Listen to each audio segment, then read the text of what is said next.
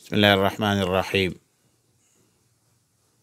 بخاری شریف کی روایت ہے، سیدہ عائشہ صدیقہ عفیفہ رضی اللہ تعالی عنہا فرماتی ہے کہ رسول اللہ صلی اللہ علیہ وسلم نے فرمایا، تحروا لیلۃ القدر فی الوتر من العشر الاواخر فی رمضان۔ رسول اللہ صلی اللہ علیہ وسلم نے فرمایا کہ رمضان المبارک کے آخری عشرہ، رمضان المبارک کے آخری عشرہ کی طاق راتوں میں تلاش کرو، یعنی شب قدر آخری عشرہ میں تلاش کرو۔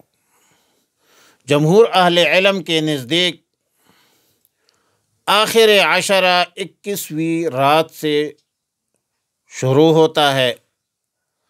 اس حساب سے حدیث مذکورہ کے مطابق شب قدر کی تلاش 21، 23، 25، 27 اور 29ویں راتوں میں کرنا چاہیے۔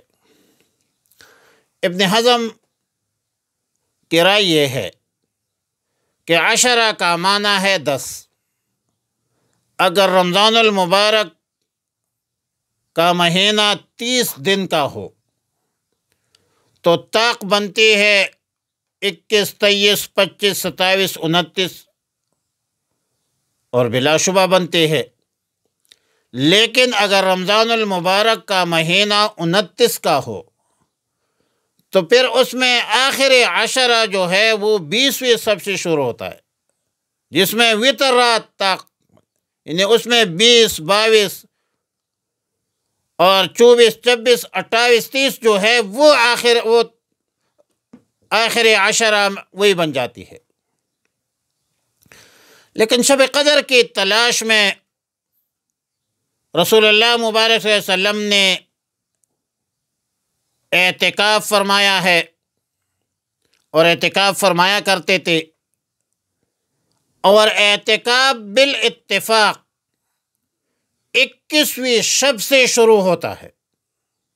اس لیے جمہور اہل علم کا قول یہ ہے کہ 21ویں رات سے طاق راتوں میں قوی امکان ہے، اور زیادہ راجح ہے کہ آخری عشرہ کے جو طاق رات ہے 21، 23، 25، 27 اور 29، اس میں تلاش کرو۔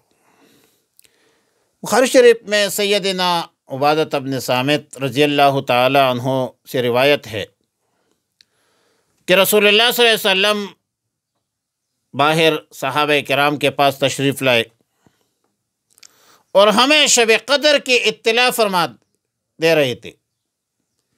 شب قدر کی اطلاع دینی تھی، لیکن 2 مسلمانوں میں جھگڑا ہو رہا تھا۔ رسول اللہ مبارک صلی اللہ علیہ وسلم نے فرمایا کہ میں تو اسی لیے آیا تھا کہ میں تمہیں شب قدر کی خبر دوں، مگر فلاں شخصوں میں جھگڑا ہو رہا تھا، جس کی وجہ سے اس کی تعین اٹھا لی گئی۔ اب کیا بعید ہے کہ یہ اٹھا لینا اللہ کے علم میں امت کے لیے بہتر ہے، اور یقیناً بہتر ہوگی۔ لیکن ایک بات ہے، حدیث مذکورہ میں قابل غور اور سب سے اہم بات وہ جھگڑا ہے جو اس قدر بری چیز ہے کہ اس کی وجہ سے ہمیشہ کے لیے شب قدر کی تعین جو ہے وہ اٹھا لی گئی۔ ظاہر ہے کہ لڑائی جھگڑا برکات سے محرومی کا سبب ہوا کرتا ہے۔ وہ پشتو میں کہتے ہیں، بے اتفاقی د کوہی ابو وچائی۔ بے اتفاقی سے گھر کے جو کنواں ہے اور چشمے کے پانی ہیں وہ خشک ہو جاتی ہے۔ تو اس لیے اللہ تعالیٰ نے فرمایا کہ وَلَا تَنَازَعُوا فَتَفْشَلُوا وَتَذْهَبَ رِيحُكُمْ، تنازعات، جھگڑے مت کرو، تمہارا رعب اور دبدبہ ختم ہو جائے گا۔ تمہاری برکت، حیثیت، وقت ختم ہو جائے گی۔ اس لیے بار بار ہم اہل علم سے فرماتے ہیں، علماء سے کہتے ہیں کہ بھائی تفرقہ، فرقواریت سے نکلو، یہ فرعون کی ایجاد ہے۔ ان فرعون علا فی الارض وجعل اہلہا شیعا، فرعون زمین پر بڑا بن بیٹھا اور لوگوں کو فرقے فرقے کر دیا۔ علماء بن جاؤ، صلحاء بن جاؤ، اولیاء بن جاؤ، انبیاء کے ورثاء بن جاؤ۔ بہرحال تنازعات، اختلافات، لڑائی جھگڑے، یہ بھی برکتی کی سبب ہے، اور اس سبب کی وجہ سے شب قدر کی تعین جو ہے وہ اٹھا لی گئی، اور آج امت شب قدر کے تعین سے محروم ہے۔ دوسری بات قابل غور یہ ہے کہ حکمت الہی کے سامنے رضا، قبول، قبولیت، تسلیم کے باوجود شب قدر کی تعین کا اٹھ جانا صورتاً بہت بڑی خیر کا اٹھ جانا ہے۔ ظاہری طور پر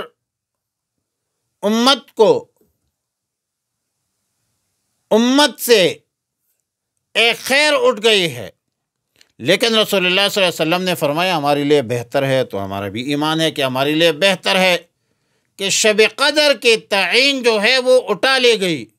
رسول اللہ صلی اللہ علیہ وسلم فرماتے ہیں ہمارے لیے بہتر ہے، 100 دفعہ بہتر ہے، آمنا وسلمنا۔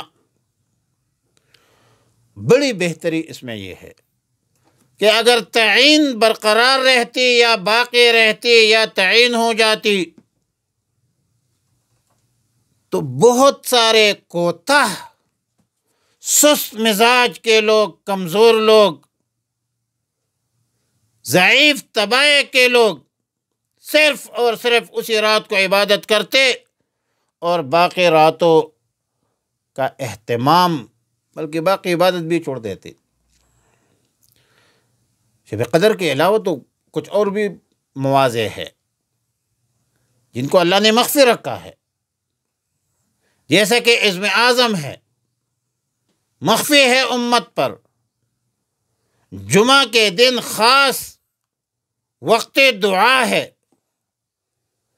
مقبولیت کے ایک خاص گھڑی ہے، لیکن مخفی رکھا ہے تاکہ لوگ اللہ کی عبادت مداومت سے جاری اور ساری رکھے اور ہر وقت اللہ ہی کی طرف متوجہ ہو، اللہ کی عبادت میں ہی مصروف ہو۔ وصلی اللہ علی النبی الامی الکریم وعلی آلہ واصحابہ اجمعین برحمتک یا ارحم الراحمین۔